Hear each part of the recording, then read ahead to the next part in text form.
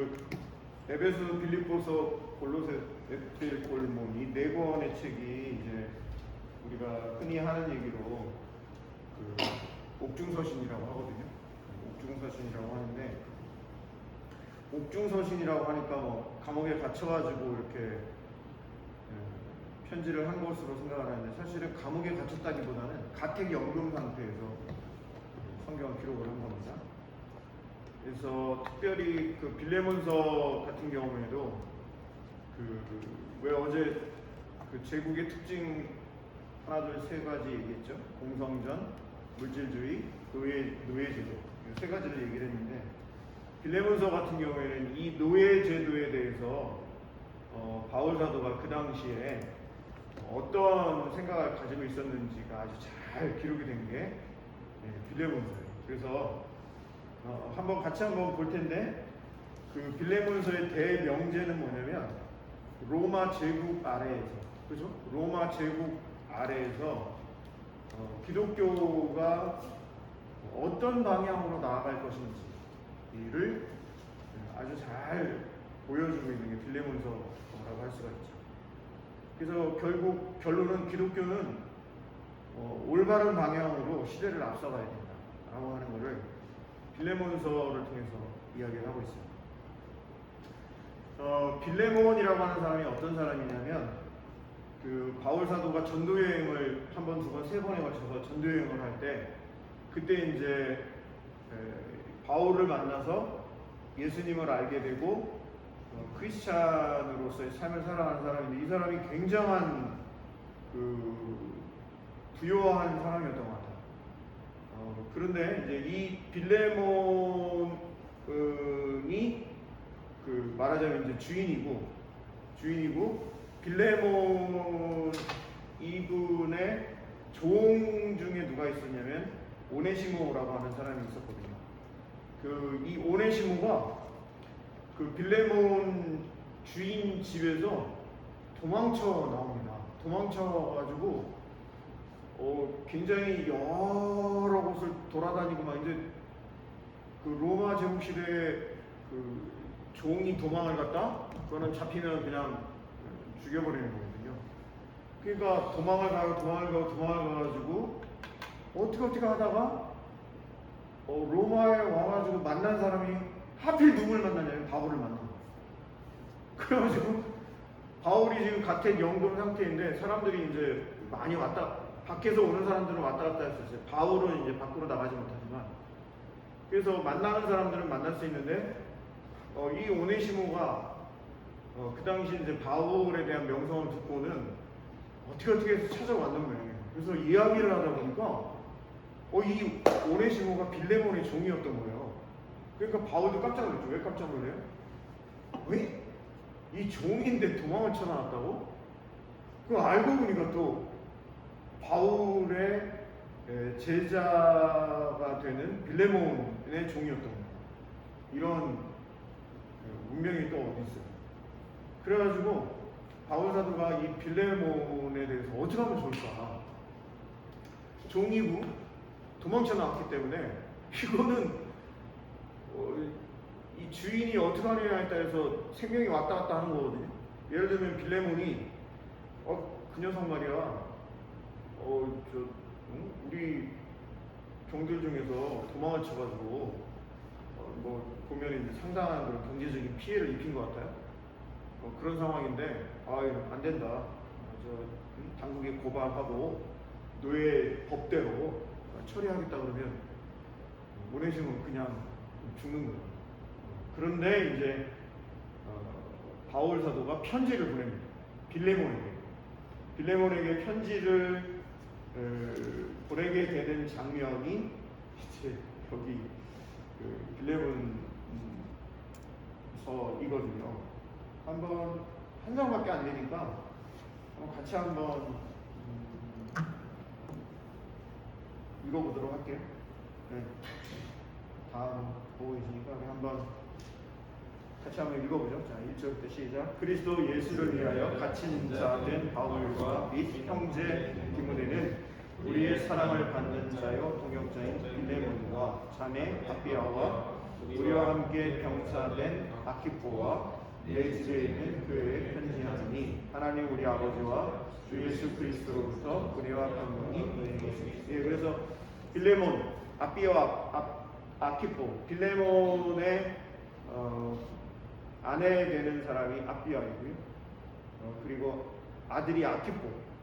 그래서 빌레몬과 아비아와 아키포 이분들이 이제 초대 교회 이때 상당히 중요한 역할을 하는 사람들이었고 믿음의 사람들이었다라고 하는 것을 알 수가 있습니다. 4절 한번 보시면 내가 항상 내 하나님께 감사하고 기도할 때 너를 말함은 주 예수와 및 모든 성도에 대한 너의 사랑과 믿음이 있음을 들음이니. 그러니까 바울 사도가 자신이 복음을 전해서 예수님을 알게 되고 또 귀한 그 믿음의 모범을 보이고 있는 빌레몬, 아비아 부부와 그 아들 아키포를 굉장히 이제 귀하게 여기고 있는 그런 사람들이다라는 거죠. 그래서 6절을 보면 이로써 내 믿음의 교제가 우리 가운데 있는 선을 알게 하고 그리스도께 이르도록 역사하느니라. 형제여, 성도들의 마음이 너로 말미암아 평안함을 얻었으니 내가 너의 사랑으로 많은 기쁨과 위로를 받았노라. 그래서 이 빌레몬이 상당히 아주 크리스찬으로서의 모범을 보이는 그런 사람이다라고 하는 걸 알 수 있죠. 8절에 보면 이러므로 내가 그리스도 안에서 아주 담대하게 내게 마땅한 일로 명할 수도 있으나. 이게 무슨 얘기냐면 사실 이제 로마 제국 시대이기 때문에 노예 제도가 있는 거잖아요. 제국이기 때문에. 그런데 바울 사도가 이 오네시모하고 이렇게 이야기를 하다 보니까 오네시모가 종임에도 불구하고 굉장히 이렇게 좀 똑똑한 사람이었던 것 같아요. 문제 의식도 있고. 그래서 아니 내가 태어나 보니까 종인데 이 내가 이거 종으로 이렇게 살아간다라고 하는 것이 이게 내가 아무리 생각을 해도 이게 맞지 않는 것 같다라고 해가지고 뭐 정확한 이유는 알 수는 없지만 하여튼 탈출을 했어요. 그래서 바울 사도가 뭐라 그랬냐면 제자인 빌레몬에게 8절에 좀 아까 읽었지만 내가 그리스도 안에서 아주 담대하게 내게 마땅한 일로 명할 수도 있으나. 그러니까 무슨 말로 명령을 할 것인지 지금 이제 운을 띄우는 거죠. 9절을 보시면 도리어 명령할 수 있지만 내가 도리어 사랑으로서 간구하노라. 그러니까 명령하는 대신에 아주 바울 사도가 이 글을 쓰고 하는 이런 게 아주 그냥 사람을 쥐락펴락 막 그런 부분들이 있거든요. 아주 글에 있어서는 뭐 대단한 그런 사람이었다라고 알려져 있으니까 내가 명령할 수 있지만 내가 사랑으로 너에게 요구한다, 간구한다. 나이가 많은 나아가고 뭐 이때도 아마 나이가 많은 것이 아마 큰 그런 것이 되겠죠.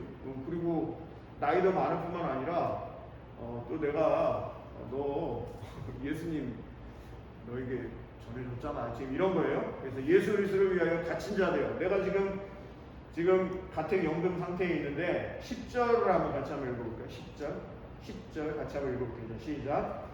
갇힌 중에서 낳은 아들 오네시모를 위하여 내게 간구하노라. 그러니까 내가 지금 그 네로 황제의 그 재판을 기다리고 있는 상태거든요. 그런데 사실은 네로 황제가 뭐 국정을 잘 뭐 이렇게 하고 그런 사람이 아니었거든요. 바울 사도가 얘기를 하기를 갇힌 중에서 낳은 아들이라는 오네시모를, 와 이거는 정말 엄청난 지금 이야기인 거예요. 바울은 어떤 사람이었죠? 아시는 대로 로마 시민권자예요. 그리고 가말리엘이라고 하는 이스라엘 역사에 3명의 학사가 있는데 여러분들이 잘 아시는 대로 에스라가 학사거든요. 이번 주 주일날 에스라에 대한 얘기를 잠깐 하려고 합니다. 학사라고 했을 때 어떤 느낌이 들어요? 공부를 굉장히 많이 한 사람 이런 느낌이잖아요. 네, 맞아요. 그런데 공부를 많이 한 것도 많이 한 거지만 학사라고 했을 때는 아주 중요한 역할이 뭐냐면 이 스토리텔러. 그러니까 성경을 원래 여러분 아시듯이 성경은 읽으려고 쓰여진 게 아니잖아요. 그러니까 들으려고 쓰여진 거예요. 원래는 구전되던 것이 이게 구전이 쭉 되다가 이거 아무래도 안 되겠다. 지금 바벨론 포로 상황이고 이거 글로 적지 않으면 언제 어느 때 누가 어떻게 죽을지도 모르고 안 되겠다 그래가지고 이거 우리 글로 적자라고 해서 적었거든요. 그러니까 바벨론 포로 후기니까 바벨론 포로 후기 때 이런 일이 벌어졌으니까 주전 빨라야 5세기 이 정도니까요. 그 전부터 계속 구전되어 오던 성경을 그 스토리텔링을 하는 사람이 학사라는 거죠. 근데 그 에스라라고 하는 학사가 있고 그리고 힐렐 그 다음에 가말리엘 이 세 명의 학사가 있죠. 그 가말리엘 문화생으로 공부를 한 사람이 바울이니까 그 당시 아마 가장 잘 나가는 사람 중에 한 사람이 바울이었어요. 그런데 뭐라고 이야기하냐면 갇힌 중에서 낳은 아들이라고. 그런데 그 아들이 오네시모가 지금 종이잖아요. 지금 그렇게 이야기를 하고 있는 거예요. 그러면서 11절에 보면 그가 전에는 너에게 빌레몬 너에게 무익하였으나 이제는 나와 너한테 유익하다. 빌레몬 너가 그를 돌려보내노니 너의 빌레몬 너에게 오네시모를 돌려보내노니 그는 내 신복이라. 지금 이 얘기는 뭐예요? 도망쳐 나온 오네시모를 다시 주인인 빌레몬에게 돌려보낸다는 거예요. 그러면 빌레몬이 이 자식 말이야 도망친 놈인데 해버리면 오네시모는 죽는 거예요. 그런데 그 죽는 그 상황인 것을 다 아는 바울이 뭐라고 그러냐면 내가 오네시모하고 이야기를 해보니까 깜짝 놀랐어. 야, 네 종이라며. 그런데 이 오네시모가 사실은 나에게 아들 같은 존재야. 이렇게 얘기를 하는 거예요. 그러면서 야, 빌레몬 너 내가 이 오네시모 돌려보낼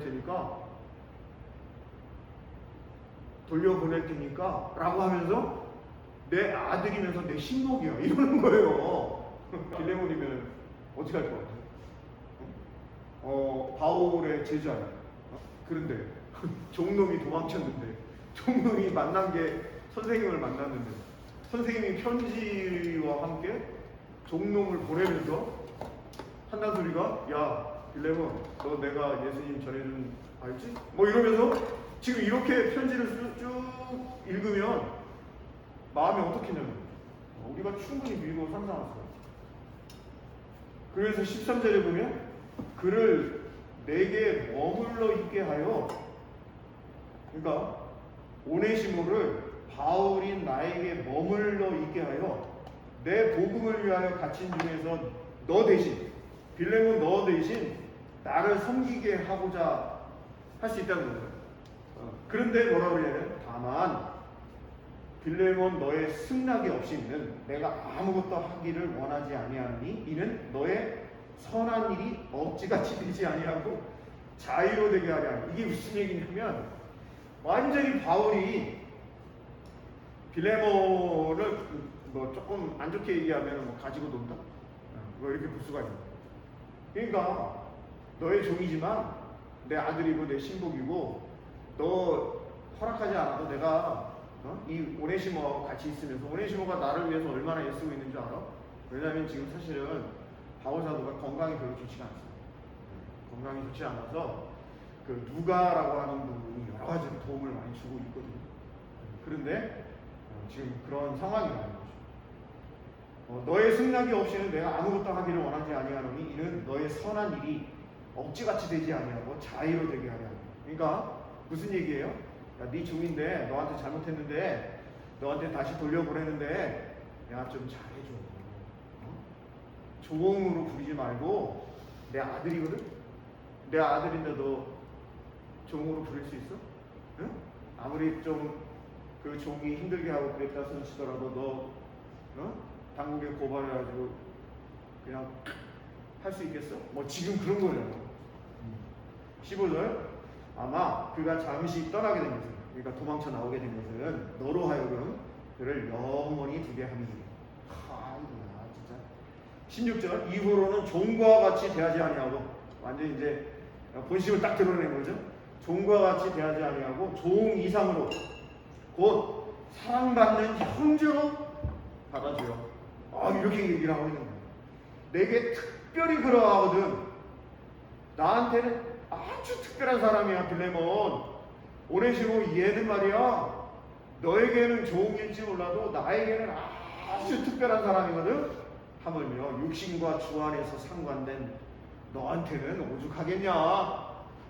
17절 그러므로 빌레몬 너가 나를 동역자로 할진대, 선생님으로 생각하기 이전에 내가 너하고 동역자인데 그를 영접하기를 내게 하듯하고. 18절 그가 만일 너한테 불의를 하였거나 너에게 빚진 것이 있으면, 이거를 보니까 어떠했다는 걸 알 수 있죠. 오네시모가 빌레몬에게 아마 어떤 빚을 진 일이 있었을 것 같다. 경제적으로 큰 그런 손해를 끼친. 그래서 이제 뭐 가만히 있다가는 죽을 것 같으니까 도망쳐 나온 게 아닌가, 이렇게 이제 유추를 할 수가 있는 것이죠. 그런데 18절 다시 한번 보면 그가 만약 내게 불의를 하였거나 내게 빚진 것이 있으면 그것을 어떻게 하래요? 내 앞으로 달아놔. 내가 갚을게.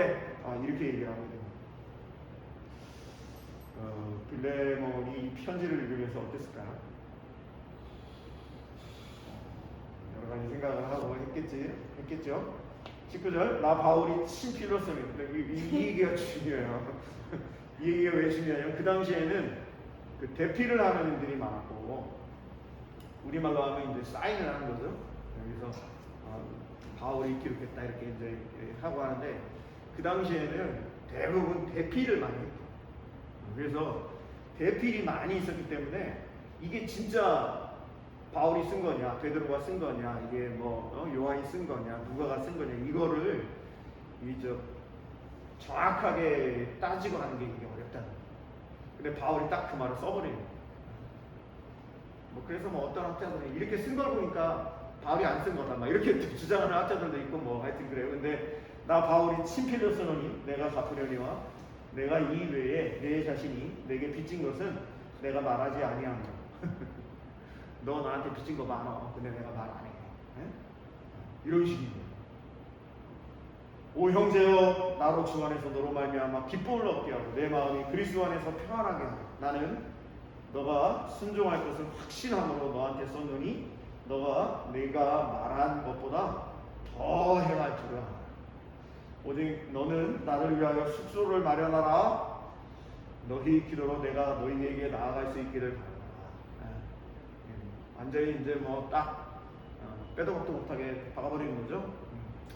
그러면 내가 하여튼 기회를 봐서 너 만나러 갈 거니까 좋은 데다가 좀 숙소도 마련해놓고 우리 횡포를 풀자, 그러는 거예요.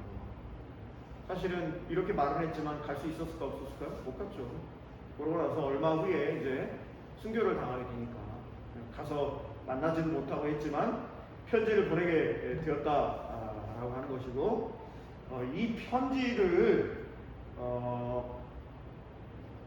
그냥 예를 들어서 오네시모에게 이 편지를 들려서 보내주면 어땠을까요? 혹시 가다가 오네시모가 우리 주인님한테 갔다가 혹시라도 이 편지를 보고는 잘 일이 풀리면 괜찮겠지만 아닐 수도 있는 거예요.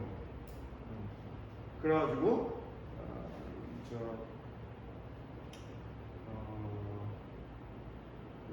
누구죠? 디모데를 같이 보냅니다.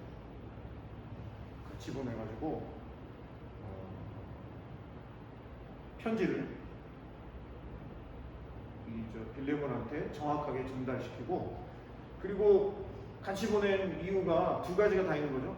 오네시모가 다른 길로 빠지지 않게 하는 것도 있고, 또 한 가지는 뭐예요? 빌레몬이 오네시모를 함부로 대하지 못하게 라고 해서 결국에는 이 오네시모가 어떻게 됐을까요? 죽었을까요? 아니요, 죽지 않고 빌레몬이 이 편지를 바울 선생님의 편지를 읽고는 그렇다, 종으로 오네시모를 대하는 게 맞지 않다라고 생각을 하고, 그리고 정말 형제로 대하게 되었고, 결국에 초대교회에 오네시모가 아주 귀한 그런 교부의 일을 잘 감당하는, 그렇게 기록이 되어 있습니다. 우리가 놀라운, 한 장밖에 되지 않은 편지인데도 놀라운 그 제국과의 관계에서 오히려 로마 제국을 부끄럽게 하는 그런 편지가 빌레몬서였다라고 합니다. 또뭐 여기 있는 여러분들 같은 경우에는 또 법을 전공한 분들이고, 또 앞으로 법조계에서 일을 해야 되는 그런 분들인데, 구약성경의 아모스서, 또 신약성경의 빌레몬서, 이런 성경들은 굉장히 좀 의미가 있다는 생각이 좀 많이 듭니다. 뭐 사실 뭐 지금 시대도 뭐 제국주의가 없나요? 저는 있다고 생각합니다. 그리고 독재자가 없나요? 있죠. 그리고 개인적으로도 물질을 가지고 있는 것 때문에 어떤 때 보면 이 사람이 참 물질이 없었으면 더 좋았을 것을이라고 생각되는 일들이 많이 있어요. 그래서 성경은 이렇게 그 제국을 이루어가려고 하는 개인, 공동체, 나라, 민족에 대해서 하나님께서 원하시는 것은 제국이 아니다 라고 하는 것을 확실하게 선포하는 책이라고 볼 수 있어요. 이거를 잘 이해를 하셨으면 좋겠고, 우리가 에베소서를 좀 보려고 해요. 이제 에베소서를 보려고 하는데, 그 에베소서의 별명이 뭐냐면 서신서의 여왕이다, 이런 별명이 붙어 있어요. 그 이유가 뭐냐면 우리 개신교 개혁교회, 특별히 이제 칼빈 전통을 이어간다라고 하는 우리 같은 경우에는 예정론이 굉장히 중요하잖아요. 예정론이 굉장히 중요하고 교회론이 굉장히 중요한데, 이 예정론의 기초가 된 게 바로 이 에베소서입니다. 특별히 이제 1장 4절하고 5절이 이렇게 되어 있고, 또 성부, 성자, 성령 삼위일체에 대한 부분이 이 에베소서 첫 부분에 이렇게 기록이 되어 있어서 굉장히 이제 신약 학자들은 굉장히 중요하게 여기고 하는데요. 한번 1장 1절을 제가 쭉 보면서 여러분들이랑 같이 빨리 좀 보도록 할게요. 에베소, 빌립보서, 골로새서, 빌레몬서, 네 권의 책이 이제 같은 연극 상태에서 쓰여진 책이다라고 하는 것이고, 에베소서 1장 1절, 하나님의 뜻으로 말미암아 그리스도 예수의 사도된 바울은 에베소서에 있는 성도들과 그리스도 예수 안에 있는 신실한 자들에게 편지하노니, 하나님 우리 아버지와 주 예수 그리스도로부터 은혜와 평강이 너희에게 있을지어다. 찬송하리로다. 하나님 곧 우리 주 예수 그리스도의 아버지께서 그리스도 안에서 하늘에 속한 모든 신령한 복을 우리에게 주시되, 곧 창세 전에 그리스도 안에서 우리를 택하사, 이렇게 있죠. 3절 4절이 이제 예정론에 대한 근거로 사용되는 구절이 3절과 4절이. 그래서 하나님, 성부 하나님은 창세 전에 그리스도 안에서 우리를 택하신 분이다. 우리로 사랑 안에서 그 앞에 거룩하고 흠이 없게 하시고 그 기쁘신 뜻대로 우리를 예정하사 예수 그리스도로 말미암아 자기의 아들들이 되게 하셨습니다. 이는 그가 사랑하시는 자 안에서 우리에게 거저 주시는 바 그의 은혜의 영광을 찬송해야 하는 것이다. 우리는 그리스도 안에서 그의 은혜의 풍성함을 따라 그의 피로 말미암아 속량 곧 제3을 받았느냐. 그래서 4절과 5절에서는 성부 하나님이 어떻게 하셨냐? 우리를 택하셔서 그리고 예정하셔서 아들들이 되게 하셨고 그 일을 이제 성부 하나님이 하셨다는 것이죠. 그러면 성자 예수님은 7절에 보니까 그의 피로 말미암아 속량 곧 제3을 받았다. 그래서 우리를 속량하신 분이 예수 그리스도다.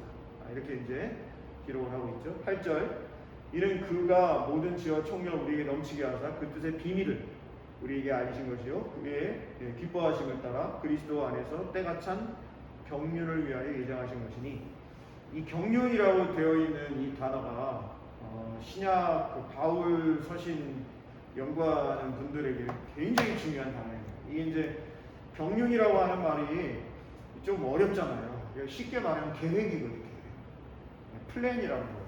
하나님의 계획, 경륜 이렇게 되어 있는데 그것을 위하여 예정하신 거죠. 그래서 모든 하나님의 계획이 이미 벌써 다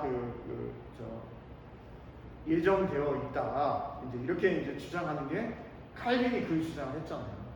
그래서 이제 이게 뭐 예정론이 뭐 맞냐 틀리냐, 뭐 좋냐 나쁘냐 뭐 이런 얘기들이 있는데 그거는 뭐 정답이 있는 게 아니라 제가 생각했을 때는 이 부분에 대해서 관심을 가지고 있는 사람은 이야기하고 또 토론하고 해서 하나하나 나의 신앙에 있어서의 정체성을 세워가는 것이지 예정론이 맞다.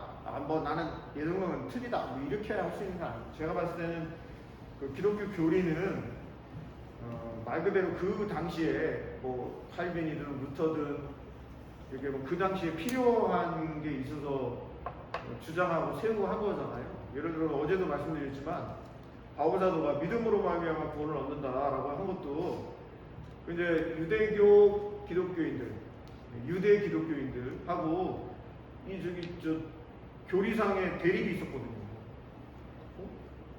바울은 예수님으로 구원 얻는다 이렇게 이제 증거를 했는데 왜냐하면 이방인들한테 증거를 해야 되니까 이방인들한테 야 너네들 할례 받아야 돼 율법 지켜야 돼 이렇게 하면 이방인들 중에서 누가 그걸 할 수가 있냐고요. 할 수가 없지. 우린 유대인이 아닌데 이렇게 되잖아요.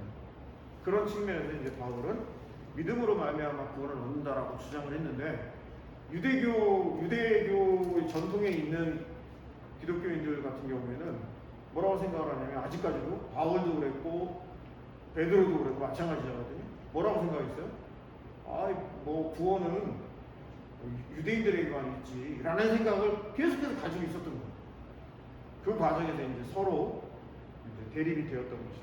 그래서 그러면 바울은 믿음으로 구원을 얻는 거고 그러면 행위에 대한 부분들은 강조를 안 하냐? 아니에요. 엄청나게 강조하거든요. 그래서 10절 하늘에 있는 것이나 땅에 있는 것이나 다 그리스도 안에서 통일되게 하려 합니다. 모든 일을 그의 뜻에 결정대로 일하시는 이의 계획을 따라 우리가 예정을 이루고 그 안에서 기업이 되었으니 이는 우리가 그리스도 안에서 전부터 바라던 그의 영광의 찬송이 되게 하려 하십니다. 그 안에서 너희도 진리의 말씀 곧 너희의 구원의 복음을 듣고 그 안에서 또한 믿어 약속의 성령으로 인치심을 받았다. 그래서 성령 하나님으로 인해서 13절에 보면 인치심을 받았다라고 하는 거예요. 그래서 아까 말씀드린 대로 예배소를 통해서 예정론에 대한 이야기를 바울이 하는 것으로 이렇게 이제 바울이 예정론을 이야기한 건 아니죠. 그런데 이제 예정론을 주장한 칼빈 주의자 우리 또 개혁교회에서 이거 봐라 이 구절은 완전히 예정론이잖아 이렇게 이제 한 거예요. 나중에 가가지고 바울 사도한테 바울 선생님 뭐 예정론 주장하셨나요? 그럼 무슨 뜬금없는 소리야 이럴 수 있어요. 근데 어쨌든 그 하나님은 우리를 예정하시고 택하시고 하나님의 아들이 되게 하셨고 예수님의 십자가의 피로 우리를 속량의 제사함을 받게 해주셨고 성령 하나님은 13절에 약속의 성령으로 인치심을 받게 해주셨다라고 하는 게 이제 성부, 성자, 성령 삼위일체 하나님에 대한 이게 예배소에 아주 잘 나타나 있다라고 할 수가 있는 거죠. 15절 1장 15절입니다. 이로 말미암아 주 예수 안에서 너희 믿음과 모든 성도를 향한 사랑을 나도 듣고 내가 기도할 때 기억하며 너희로 말미암아 감사하기를 그치지 아니하고, 여기 참 17절, 18절, 19절이 아주 유명한 구절이죠. 같이 한번 읽어볼게요. 17, 18, 19절은 같이 한번 읽어봅니다. 우리 주 예수 그리스도의 하나님 영광의 아버지께서 지혜와 계시의 영을 너희에게 주사 하나님을 알게 하시고 너희 마음의 눈을 밝히사 그의 부르심의 소망이 무엇이며 성도 안에서 그 기업의 영광의 풍성함이 무엇이며 그의 힘의 위력으로 역사하심을 따라 믿는 우리에게 베푸신 능력의 지극히 크심이 어떠한 것을 너희로 알게 하시기를 원하노라. 예, 바울 사도가 저 히브리어, 헬라어, 라틴어 능통해가지고 그 에베소를 이제 헬라어로 기록을 하는데요.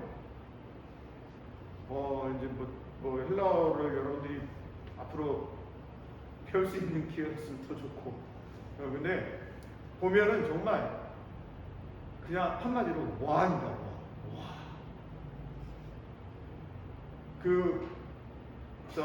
축구 잘하는 누구? 메시? 호날두? 혹은 우리 손흥민? 드리블 해가지고 촥 막 나가지고 막 혼자 해가지고 막 골 넣고 그러면 난리 나. 기가 막히잖아. 어떻게 공을 그렇게 잘 잡아? 바울 사도가 헬라어를 그 분사를 통해 가지고 진짜 현란한 드리블로 이 글을 써갑니다. 여기 보면 정말 수학하는 것처럼 정확하게 문장 구조를 딱 동사를 딱 넣고 뒤에다가 접속사를 똑같은 호띠라고 하는 영어의 대신데 그 호띠라고 하는 거를 땅 해가지고 그렇게 글을 그러니까 헬라어를 하는 사람들은 딱 봤을 때 시각적으로 벌써 바울이 정동사를 딱 넣고는 접속사를 딱딱딱딱딱 해놓든지 아니면 분사를 딱딱딱딱 해놓든지 해가지고 눈에 딱 들어오게 만들어버려요. 그 누구도 이 뜻이 무슨 뜻이야? 이렇게 이색이라 어제 우리 찬익이가 MC 할 때 아이고 장난이 이렇게 하지. 절대 그럴 수 없게 만들어버려요. 아예 논란의 여지가 없게끔 만들어버려요. 정말 대단하다. 헬라 배워보실래요?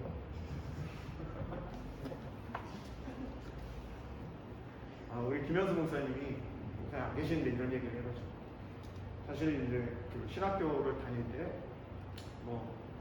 여러분들도 마찬가지지만 법 전공했다고 어디가 나 법 전공했나 법 다 알아 이렇게 할 수가 없잖아요. 오히려 뭘 전공하면 난 잘 모르겠어 이렇게 되는 거예요. 신학교에서 이제 중요한 것 중에 하나가 언어가 굉장히 중요한데 이 언어를 사실은 보통 이제 우리 흔히 하는 말로 히브리어, 헬라어, 라틴어 해야지 성경을 볼 수 있어요. 그리고 성경을 보려면 영어 해야 돼요. 독일어, 프랑스어 둘 중에 하나는 좀 그래도 떠듬이라도 좀 할 수 있으면 좋겠고 이런 식인 거예요. 그러니까 어떻게 하다 보면 잘못하다가 보면 언어만 하다가 나오는 경우가 있는데 그런데 이제 우리 김현수 목사님 같은 경우에도 이제 그 신대원을 하시기 신대원이 한 3년인데 잘 아시겠지만 3년이라는 시간이 얼마나 짧아.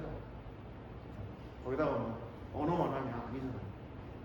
기본적으로 해야 될 게 조직신학도 해야 돼요. 또 교회사도 해야 돼요. 이렇게 저렇게 하다가 보면 사실 히브리어, 헬라어, 라틴어를 반드시 해야 돼요. 반드시 해야 되는데 반드시 안 하게 됩니다. 그래서 하다 보면 3년이 그냥 그렇잖아요. 3개월이라고 하는 시간이 얼마나 훅 지나가죠. 중간고사, 기말고사, 중간에 레포트 쓰고 뭐하고 MT 가고 뭐하고 축제하고 세미나 참석하고 뭐하고 하다 보면 벌써 훅 지나고 이런 거예요. 그래서 계절학기 때 이제 언어를 이렇게 좀 하는데 계절학기 때 이게 쉽지가 않아요. 그래서 거의 10명 중에 8명 혹은 많게는 9명까지는 마음은 원해도 육신이 따라주지 못하는 관계로 히포자, 헬포자, 라포자 그러고 이제 교회 사역을 하다가 보면 또 바쁘고 그러다 보면 점점 멀어져서 이 생애에서는 히브리어 헬라어 라틴어는 내가 너무 사랑하는 사람이지만 분이지만 이분과의 교제는 이 생에서는 접는 거 이렇게 돼요.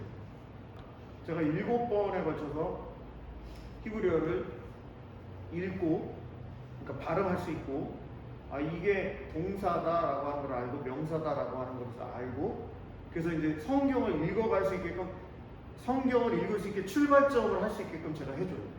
7번입니다. 그럼 7번은 다 되냐? 아니 그게 아니고 성경을 떠듬떠듬 읽어갈 수 있게 출발할 수 있게 해주거든요. 그럼 그 출발을 통해서 쭉 읽어가면 이제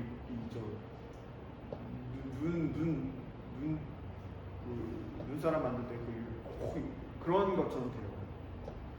헬라어도 마찬가지예요. 그래서 김현수 목사님이 그때 7시간 하고 지금 굉장히 잘하셔요. 히브리어 지금 현재 그리고 지금 헬라어도 7번에 맞춰서 제가 해드리겠다 그래갖고 몇 분이 오시는데 지금 2번을 했어요. 그랬더니 김현수 목사님 뭐라고 하시냐면 목사님 왜 신학교에서 이렇게 안 가르쳐 주셨을까요? 그래서 제가 뭐라고 할게요? 학교는 뭐 해야 돼요? 시험 보고 점수를 내서 학점을 줘야 되잖아요. 학교는. 근데 뭐 우리가 뭐 시험 보고 학점 낼 일이 없잖아요. 그래서 하여튼 지금 잘 따라오고 계세요. 그러니까 너무 신기하다고요. 김현수 목사님. 그래서 혹시 여러분들 중에서 헬라어 같은 경우에도 한번 해놓으면 헬라어 성경을 쭉 읽으면 되게 멋있어요. 예를 들면 제가 주기도문을 헬라어로 잠깐 이렇게 하면 노래가 있어요.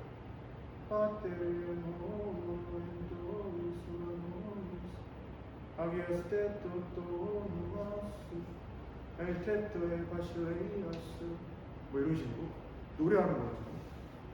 그렇게 이제 이렇게 은율이 있어.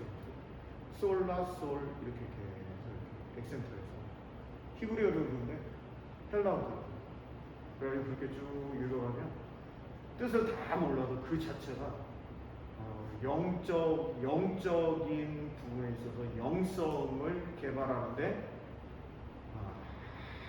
아주 유익하다라고 우리 선생님 이영근 선생님이 늘 그렇게 강조하셨어요. 이 17, 18, 19절을 우리 한글 성경으로 읽어보면 뭐 그냥 그런가 보다 그러는데 이거 이제 헬라어로 이렇게 보면 완전히 진짜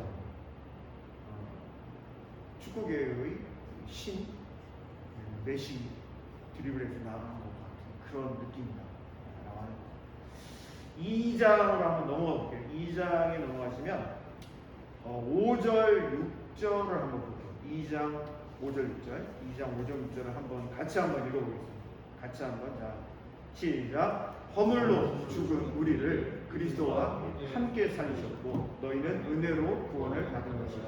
또 함께 일으키사 그리스도 예수 안에서 함께 하늘에 앉히시니 이는 그리스도 예수 안에서 우리에게 자비하심으로써 그 은혜의 지극히 풍성함을 오는 여러 세대에 나타내려 하시니라 라고 돼서 거기 보면은 계속해서 반복되는 여러분 보이시죠? 특별히 5절, 6절에 보면 뭐가 반복되죠? 어떤 한 단어가 반복이 되죠? 그렇죠, 함께. 이게 이제 이것도 우리말 성경을 읽으면 그냥 뭐 그런가 보다 그러는데 이것도 앞에 접두음으로 쉰이라고 하는 게 이제 함께라고 하는 건데 그 쉰이라고 하는 거를 붙여서 동사를 계속 이렇게 이어가는 거예요. 그래서 함께 살리셨다. 그러니까 예수 그리스도와 함께 우리를 살리셨다. 그러니까 우리가 예수 그리스도와 함께 살아났다. 6절에 보면 함께 예수님이 부활하실 때 예수님만 부활하신 것이 아니라 예수 그리스도와 함께 우리가 일어났다. 그리고 예수 그리스도께서 하나님 보좌 우편에 앉으셨는데 예수 그리스도만 하나님 보좌 우편에 앉으신 것이 아니라 우리를 함께 하나님 보좌 우편에 앉으셨다. 이렇게 표현을 하고 있는 겁니다. 정말 대단합니다. 여기서 3장 6절도 보시면 이 표현을 조금 더 확장을 시켜요. 3장 6절 한번 같이 한번 읽어볼게요. 3장 6절 시작. 이는 이방인들이 복음으로 말미암아 그리스도 예수. 자 보세요. 이는 어떤 사람들이? 이방. 그러니까 지금 유대인들이요. 예수 오케이, 예수 좋아, 우리가 받아들일게요. 왜 받아들이냐면 유대교의 한 분파로 생각을 하기 때문에 예수에 대해서 좋아, 받아들여. 그런데 바울은 안돼, 못 받아들여. 이렇게 되는 거예요. 지금 왜요? 바울은 기독교를 확립시킨 사람이기 때문에 라고. 그러니까 기독교는 자기들이 절대 받아들일 수 없는 그런 종교고, 예수는 기독교를 만든 사람은 아니기 때문에, 선지자 중에 한 사람이기 때문에 예수는 오케이, 바울은 노라고 하는 게 그 유대교의 캐치프레이즈로 되어 있다고 하더라고요. 저야 이스라엘에 가본 적도 없고 거기 근데 이스라엘에서 공부하시고 그렇게 쭉 하셨던 분들, 지난 월요일 날 이제 세미나 때도 그 교수님이 아주 강의를, 중간사에 대해서 아주 강의를 잘하시는데, 대학에서는 서강대에서 신약을 하시고 히브리대에 가가지고 구약을 전공하시고 박사과정은 중간사를 해가지고 하신 분이 계십니다. 김진산 교수님이라고 터치바이블 대표하시는. 근데 그분이 이야기를 하시는데, 통곡의 벽에서 만약에 예를 들어서 유대인들이 100명이 기도한다 그러면 유대교 종파가 100개다라고 생각하면 된다는. 와, 그렇구나. 그래서 지금 바울이 이야기하는 게 이방인들이 복음으로 말미암아 그리스도 예수 안에서 뭐라고 그러냐면 함께 상속자가 되고, 또 어떻게 된다고 그러죠? 함께 뭐가 된다고 그러죠? 지체가 되고, 또 함께 뭐라고 그러죠? 약속에 참여하는 거. 이것도 쉰이라고 하는 그 접두음을 사용해가지고 이거를 쭉 기록을 하고 있는 거예요. 그러니까 아까 함께 살리시고 함께 일으키시고 함께 하늘에 앉히신, 그런데 그 의미가 어떠냐? 우리가 무슨 소리야? 우리가 무슨 이 땅에 살아가고 있는데 이럴 수 있잖아요. 그러니까 그 의미가 어떤 의미냐? 우리가 이 세상에서 살아가고 있지만 벌써 하나님의 나라를 이어가는 상속자. 상속은 누가 받아요? 아들이 받잖아요. 그러니까 이방인들이 복음으로 말미암아 하나님 나라의 하나님의 아들이 되었다는 거죠. 와, 유대인들이 이걸 받아들일 수 있겠어요? 못 받아들여요. 자, 그래서 시간이 많지 않기 때문에 좀 중요한 데를 좀 골라서 보려고 해요. 여러분 4장 23, 24절을 보실까요? 4장 23, 24절. 4장 24. 아까도 말씀드렸지만 바울 사도가 믿음으로 의롭게 된다라고 했을 때 그 믿음이라고 하는 단어를 우리 성경에서는 믿음이라고 했지만 이게 이제 실제로 히브리어의 에무나라고 하는 단어거든요. 에무나. 이제 헬라어는 피스티스인데, 이 피스티스가 이제 우리는 이제 믿음, 피스티스는 믿음 그러지만 사실은 이 믿음이라고 하는 한 의미만 가지고 있는 게 아니고요. 에무나라고 하는 히브리어를 피스티스라고 하는 헬라어로 번역을 했는데, 그 에무나라고 하는 거의 의미를 보면요, 어떤 의미가 있냐면 믿음이라는 의미보다는 더 중요한 의미가 신실하다, 충성되다, 성실하다, 이런 뜻을 가지고 있어요. 근데 그거를 이제 피스티스라고 바울이 그 헬라어로 번역을 했는데, 그 헬라어로 번역한 거를 우리 이 성경에서 이제 믿음이라고 이렇게 해버렸거든요. 그래서 사실은 오직 의인은 에무나로 구원 얻는다라고 했을 때 그 에무나의 의미가 믿음만 있는 게 아니거든요. 우리가 지금 말씀드린 대로 오직 의로운 사람은 성실함, 충성됨, 신실함, 정직함, 하나님 앞에 거짓되지 않은 이런 표현들을 다 가지고 있는 게 에무나라고 하는 단어거든요. 그래서 거기 4장 23절 24절을 보면 같이 한번 읽어볼게요. 4장 23, 24 같이 읽으면 시작. 오직 너희의 심령이 새롭게 되어 하나님을 따라 의와 진리의 거룩함으로 지으심을 받은 새 사람을 입으라 라고 했을 때 거기 나와 있는 하나님을 따라 의와 진리의 거룩함, 이게 전부 다 에무나에 포함되는 거예요. 그래서 새 사람은 그럼 어떤 것이 새 사람이냐? 25절을 보면요, 거기 보면 그런즉 무엇을 버리고라고 되어 있죠? 거짓을 버리는 게 그게 새 사람이에요. 또 26절에 보면 분을 내어도 죄를 짓지 말고 해가 지도록 어떻게 하지 말라고 그러죠? 분을 품지 말고. 이게 새 사람이에요. 28절을 보면 도둑질을 하는 자는 다시 도둑질하지 않는 것이 새 사람이에요.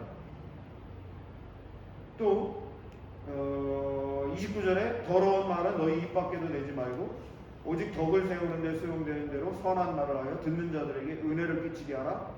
이 31절에 보면 악독, 노함, 분냄, 떠드는 것, 비방하는 것, 모든 악의와 함께 버리는, 이게 새 사람입니다. 32절 서로 친절하게 하며 불쌍히 여기며 서로 용서하기를 하나님이 그리스도 안에서 너희를 용서하신 것 같이 하는 것, 그게 새 사람이다. 그러니까 우리가 생각했을 때 많은 분들이 그렇게 생각해요. 나 예수님 믿으니까 나 구원 얻었어.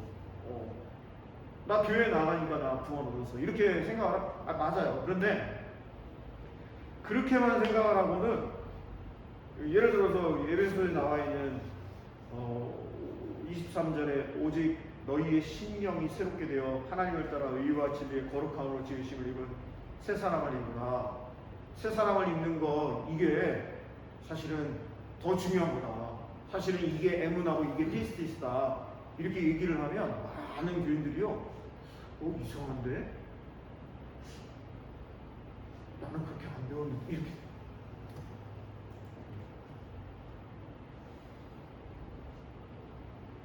그래서 5장 1절에 보면 이렇게 돼 있어요. 5장 1절 한번 같이 한번 읽어볼까요? 결론적으로 이렇게 이야기를 하는 건데, 5장 1절 같이 한번 시작. 그러므로 사랑을 받는 자녀같이 너희는 하나님을 본받는 자. 하나님을 그래서 그것과도 관련된 게 이제 좀 전에 말씀드린 새 사람을 입는 것, 그게 이제 여러 가지 이제 삶의 모습으로 나오는데, 그게 5장 1절에 결론적으로 그러면 딱 한마디로 내가 다시 한번 강조하는데, 그거는 하나님을 본받는 거다. 이렇게 이제 얘기를 하거든요. 그러면서 결국에 바울 사도가 그러면 새 사람이 되는 거, 하나님을 본받는 거, 그게 어떤 거냐라고 하는 거를 아주 구체적으로 예를 드는 거예요. 그게 5장 22절 한번 보실까요? 5장 22절 같이 한번 읽어볼게요. 시작. 아내들이여 자기 남편에게 복종하기를 주께하라. 이러니까 자매들이 굉장히 기분 나빠. 왜 우리한테만 그래? 23절 보실까요? 이는 남편이 아내의 머리 되니 그리스도께서 교회의 머리 된 것 같으니 그가 바로 몸의 구주시니라. 그래서 그리스도가 교회의 머리가 되신 것처럼 아내의 머리는 남편이다. 이렇게 이제 주장을 하는 거예요. 그렇게 주장을 하면서 24절 그러므로 교회가 그리스도에게 하던 아내들도 범사에 자기 남편에게 복종할지라 이렇게 돼 있잖아요. 그런데 25절 한번 같이 한번 읽어볼게요. 25절 시작. 남편들아 아내 사랑하기를 그리스도께서 교회를 사랑하시고 그 교회를 위하여 자신을 주신같이 하라. 이는 곧 물로 씻어 말씀으로 깨끗하게 하사 거룩하게 하시고 자기 앞에 영광스러운 교회를 세우사 티나 주름 잡힌 것이나 이런 것들이 없이 거룩하고 흠이 없게 하려 하시니라. 이와 같이 남편들도 자기 아내 사랑하기를 자기 자신과 같이 할지니 자기 아내를 사랑하는 자는 자기를 사랑하는 것이라. 누구든지 언제나 자기 육체를 미워하지 않고 오직 양육하여 보호하기를 그리스도께서 교회에게 함과 같이 하나니 우리는 그 몸의 지체이니라. 그러므로 사람이 부모를 떠나 그의 아내와 합하여 그들이 한 육체가 될지니 이 비밀이 크도다. 나는 그리스도와 교회에 대하여 말하노라. 그러나 너희도 각각 자기 아내 사랑하기를 자신같이 하고 아내도 자기 남편을 존경하라. 그래서 어떤 분들은 뭐 바울을 굉장히 이렇게 권위적이고 막 그럴 수밖에 없죠. 그런 부분들이 많이 있어요. 성경은 그런 부분들이 그럴 수밖에 없죠. 구약 시대에 쓰여져 있고 가부장적인 그런 사회에 쓰여져 있는 문서이기 때문에 그런 부분이 있어요. 그런데 그러면 가부장적인 그런 것만이 아니에요. 그렇지는 않아요. 그렇게 그냥 가부장적이야. 성경은 그렇게 이야기할 수 있는 부분이 많이 있지만 그렇다고 해서 100% 그러냐? 그건 아니죠. 더 놀라운 것들이 있는데 한번 여러분 보시면 6장 1절을 보면 자녀들아 주 안에서 너희 부모에게 순종하라 해서 자녀와 부모와의 관계에 대해서 이야기를 하는 거예요. 2절을 보시면 내 아버지와 어머니를 공경하라. 이것은 약속이 있는 첫 계명이니 이로써 내가 잘하려고 땅에서 장수하리라. 4절 보면 또 아비들아 너희 자녀를 노엽게 하지 말고 오직 주의 교훈과 훈계로 양육하라. 이렇게 해서 부모 자녀가 부모에 대해 부모가 자녀에 대해서 어떻게 해야 되는지도 이야기를 하고 나서 우리가 아까 빌레몬서 봤잖아요. 종과 주인의 관계에 대해서 이야기를 합니다. 5절을 한번 보세요. 종들아 두려워하고 떨며 성실한 마음으로 육체의 상전에게 순종하기를 그리스도께 하셨다. 이 구절 때문에 바울에 대해서 이제 공격하는 분들, 이제 학자들 같은 경우에는 야 이거 바울이 이 노예제도 인정한 거 아니야? 이렇게 이제 주장을 하는 분들도 계세요. 그렇죠. 그 당시가 어떤 상황이라고 했죠?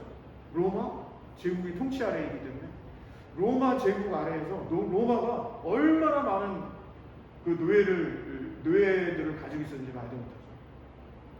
그러면 우리가 이 구절 하나를 딱 보고 바울이 노예제도를 인정했구나. 그런데 아까 우리가 봤던 빌레몬서는 어땠죠? 그 오네시모를 빌레몬에게 다시 돌려보내면서 빌레몬에게 편지를 하면서 이렇게 쭉 이야기한 거 봤잖아요. 자, 6절을 보시면 눈 가림만 하여 사람을 기쁘게 하는 자처럼 하지 말고 그리스도의 종들처럼 마음으로 하나님의 뜻을 행하고 기쁜 마음으로 섬기기를 주께 하듯하고 사람들에게 하듯하지 말라. 이는 각 사람이 무슨 선을 행하든지 종이나 자유인이나 주께로부터 그대로 받을 줄을 알미라. 그래놓고는 9절 보세요. 종들의 주인들한테 이야기하는 9절.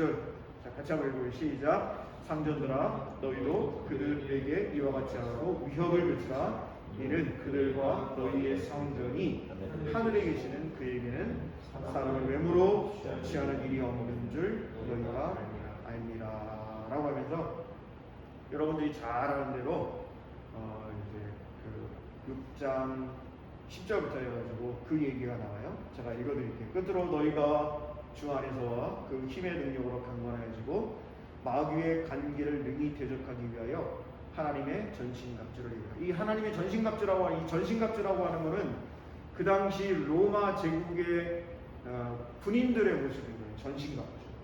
이제 그거를 투구 쓰고 있고 이렇게 이제 갑옷 입고 그다음에 이제 신장을 보호하기 위해서 흉패를 이렇게 붙이고 적들의 뭐 이렇게 어제 우리 활도 쏘고 있잖아요. 활이 오거나 아니면 창으로 공격을 했을 때 이제 치명상을 입지 않기 위해서 흉패를 붙이고 그다음에 이제 신발도 분화 우리 분화 생각하시면 되죠. 이렇게 중무장을 하고 방패해가지고 그리고 칼을 들고 있는 그 모습이 이제 로마 제국 군사의 모습이거든요. 자, 마지막으로 12절부터 한번 볼 텐데 우리의 씨름은 혈과 육을 상대하는 것이 아니요 통치자들과 권세들과 이 어둠의 세상 주관자들과 하늘에 있는 악의 영들을 상대한다. 사실은 제가 성경을 이렇게 좀 읽고 하면서 요즘에 드는 생각이 그런 생각이었어요. 그러니까 뭐 우리가 그러니까 살아가면서 이렇게 관계에 대한 부분이 있잖아요. 그런데 관계에 대한 부분이 깨질 때가 있어요. 불편해질 그런 일이 있을 수 있잖아요. 그럴 때 가만히 보면 내가 그 사람을 미워하는 그런 일들이 있거든요.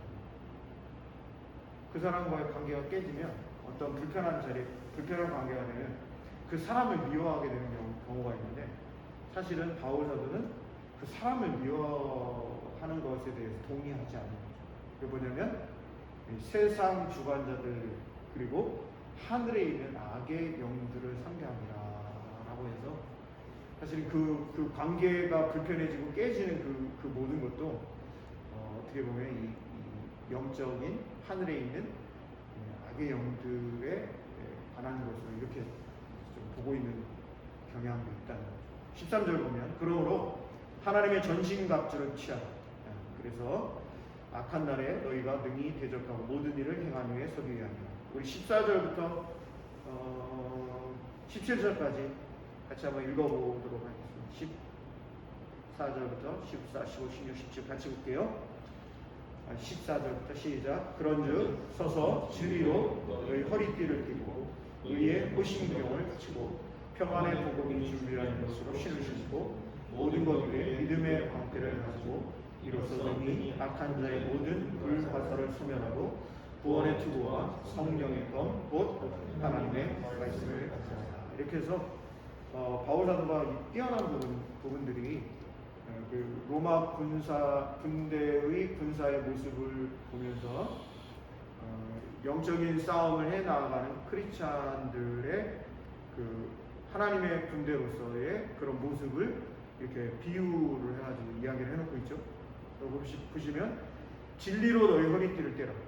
여기에서 진리, 신약성경에서 진리 알레테이아라고 하는 단어로 되어 있는데, 이 알레테이아라고 하는 것이 말하자면 요한복음 3장 16절 하나님 세상을 이처럼 사랑하사 독생자를 주셨으니 이는 그를 믿는 자마다 멸망하지 않고 영생을 얻게 하려 하심이라 라고 하는 그것이 진리라는 거예요. 예수 그리스도가 진리라는 거예요.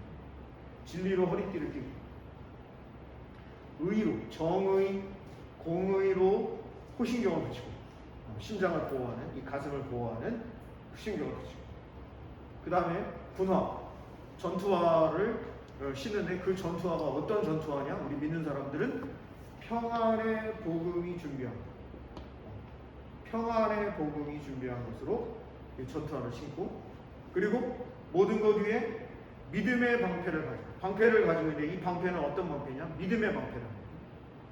그리고 악한 자의 모든 불화살을 소멸하고, 이 방패가 있어야지 막 화살이 날아올 때 뭐 300 영화 보셨죠?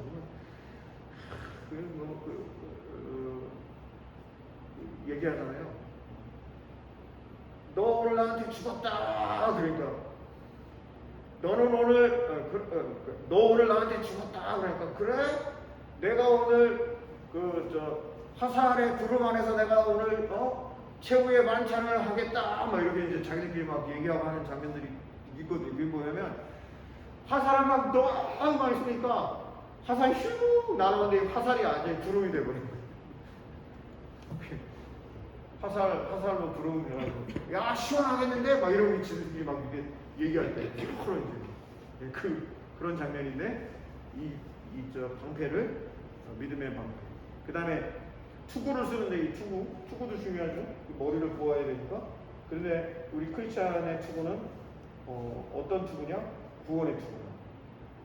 그리고 지금까지 나온 예를 들어서 진리로 허리띠를 띠고 호신경을 붙이고 평안의 복음에 준비하는 신 신고 믿음의 방패를 가지고, 그 다음에 구원의 투구, 여기까지는 다 뭐냐면 방어용 무기. 그러니까 유일하게 딱 한 가지 공격용 무기가 나와요. 그 공격용 무기가 뭐냐? 보면 성령의 검이라고 되어 있는데, 그 성령의 검이 뭐냐? 하나님의 말씀을 가지라. 이렇게 바울 사도가 권면을 하고 있는 것을 볼 수가 있습니다. 그 외에도 우리가 쭉 읽어보면 더 좋지만 시간이 우리가 또 너무 길게 하면 힘들고, 그래서 여러분들이 잘 경청해줘서 43분, 지금 11시 43분인데 마치게 되었습니다. 여러분들한테 한 가지 고맙고 감사한 거는 여러분들이 우리 포항영락교회 같이 신앙생활하는 여러분들이 정말 좀 목사로서 고맙고 감사한 게 성경 말씀에 대한 부분들을 잘 알기 위해서 많이들 노력하고 있고 또 그와 관련한 책들도 보고 라고 하는 것이 얼마나 감사한지 모르겠어요. 그리고 사실 제가 목사지만 목사라고 다 그것도 아니고 그렇잖아요. 그런데 어떤 때는 보면 여러분들이 이렇게 이야기해주고 하는 것이 저의 영적인 그런 목사로서의 사역을 감당하는 데 있어서도 상당히 큰 유익이 많이 있어서 너무나도 고맙고 감사하다라고 하는 말씀을 드립니다. 그리고 이제 우리 교회에 이제 출석하고 같이 신앙생활하고 하다가 이제 다른 곳으로 가게 되고 하는 형제들도 있고 자매들도 있고 또 이번에 현지도 이제 이번 주 내일 모레 이사도 하고 하게 되는데 늘 그런 것 같아요. 같이 있다가 같이 뭐 이렇게 신앙생활을 같이 교회에서 하고 하지는 않는다 하더라도 우리의 이 기억, 그러니까 연합교회에서 함께 신앙생활하고 짧든 길든 그 기간 동안 제가 개인적으로 여러분들과 함께 이렇게, 그러니까 무슨 얘기냐면 11시 예배를 우리가 함께 드리잖아요. 청년들 모임을 따로 하지는 않고 그 과정 속에 상당 부분 말씀을 준비하면서 청년 여러분들에게 하고 싶은 이야기들이 많이 담겨있다 라고 하는 것이고 뭐 그렇다고 뭐 기존 교회 교인들하고는 상관없는 그런 건 아니고요. 하여튼 여러분들에게 하고 싶은 이야기들이 많이 담겨있다, 그렇게 준비를 하고 앞으로도 그렇게 하려고 기도하고 계획을 하고 있습니다.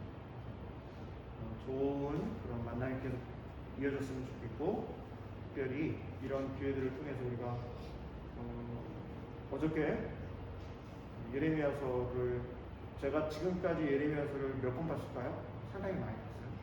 그리고 뭐 저보다 더 성경을 연구 많이 하신 예를 들면 박동현 선생님 같은 예레미야를 전공을 하신 분이니까 그 선생님과 THN 과정 때 같이 공부하고 이렇게 그 주석서를 펴내는 데 같이 이렇게 참여도 하고 하는 그런 과정들이 너무너무 감사하고, 그리고 또 계속해서 성경을 읽으면서 예레미야에 대한 그런 부분이 저한테는 너무나도 중요하게 다가왔고, 예레미야서를 잘 이해하고 있는 사람이라면 그 사람의 신앙이 더 이렇게 계속해서 성장할 수 있는, 그 예레미야서를 이해하지 못하면 고난이 왔을 때 다들 뭐라고 생각하냐면 하나님이 나 사랑하시지 않나 이런 반응 100%였어.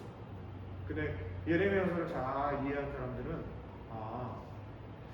징계만이 아니라 안식, 교육, 제국 수명, 최신, 그러니까 제국이 바뀔 수 있다는 것을 이야기를 하는 거예요. 이게 엄청난 인사이트예요. 다니엘 같은 경우에도 바벨론 제국의 포로로 잡혀갔지만 페르시아 제국이 들어섰을 때도 높은 고위 관직으로 있습니다. 말이 안 되잖아요. 문재인 정부에서 윤석열 정부로 들어서면 어때요? 다 사표 써, 빨리빨리 써, 이런 거잖아요. 그런데 정권이 바뀌는 게 아니라 제국이 바뀌는데도 페르시아 제국의 왕이 부탁하잖아요. 다니엘한테 당시 총리로, 책임 총리로 좀 해달라. 그런데 다니엘이 이야기하는 게 임금님, 바벨론에서 페르시아로 바뀌었지만 페르시아에서 또 제국으로 바뀔 수 있습니다 라고 하는 이야기를 하거든요. 엄청난 거죠. 우리는 지금도 제국, 큰 제국 G1, G2 지금 있는 세상에 살아가고 있잖아요. 근데 우리는 그런 생각 못 하잖아요. 뭐 미국이 근데 그런 것들을 성경은 이야기를 하고 있다고 하는 것이고, 예레미야서를 잘 이해하는 사람들은 70년 포로로 잡혀가지만 그 70년 포로로 잡혀가는 것이 징계가 하나님의 징계로 그것으로 끝, 그게 아니고 극상품 무화과 나무 열매를 맺어가려고 하는 하나님의 엄청난 경륜, 계획이 있으시다라고 하는 걸 알게 됩니다. 그래서 고난이 있을 때 오히려 내가 하나님과의 관계, 또 말씀을 내가 보는 그런 것을 내가 신앙에 있어서 고민해 볼 수 있는 그런 아주 좋은 기회가 될 수 있다라고 합니다. 이 세상을 살아가면서 고난이 뭐 있죠. 왜 없어? 고난이 없으면 죽은 거죠. 고난이 있을 때마다 좀 길긴 하지만 예레미야서를 한번 쭉 읽어보시는 것도 상당히 도움이 됩니다. 구약 성경 전체에서 장수 말고 실질적인 알파벳 숫자를 다 세거든요. 유대인들은 세페르 사람들은 다 세는데 그 글자 수가 제일 많은 책이 예레미야서. 장수는 10편이 제일 많지만 이사야도 66장까지 그렇지만 예레미야는 52장밖에 없는데 근데 실질적인 분량은 제일 많은 게 예레미야입니다. 여러분들이 앞으로 어떤 상황이 있든지 일이 잘 풀려서 감사할 때도 있을 수 있고 또 어려움을 겪게 되는 그런 상황 가운데에서도 예레미야 같은 그런 믿음의 사람이 된다면 저도 모르게 하나님께 큰 기쁨이 될 것 같아요. 이제 여름 수련회는 이것으로 마치고 이제 점심 먹고 같이 물놀이 하고 할 텐데 여러분들 마음속에 함께 생각해봤던 예레미야서 그리고 빌레몬서 에베소의 말씀이 살아가면서 큰 힘이 되는 그런 하나님의 말씀이 되었으면 좋겠습니다. 자, 기도하겠습니다. 하나님 감사합니다. 우리 청년들이 어제 그리고 오늘 귀한 여름 수련회를 가질 수 있게 해주셔서 너무나도 고맙습니다. 우리가 예레미야서를 통해서 깊이 생각하게 되고 빌레몬서와 에베소서의 말씀을 통해 바울 사도의 그 귀한 뜻을 새길 수 있게 해주셔서 고맙습니다. 바라기는 우리 청년들 앞날 가운데, 앞길 가운데, 계획 가운데 하나님의 은혜가 넘쳐나게 하여 주시고 어떠한 상황이 있든 굳건한 믿음으로 승리할 수 있는 귀한 하나님의 사람들 될 수 있게 도와주세요.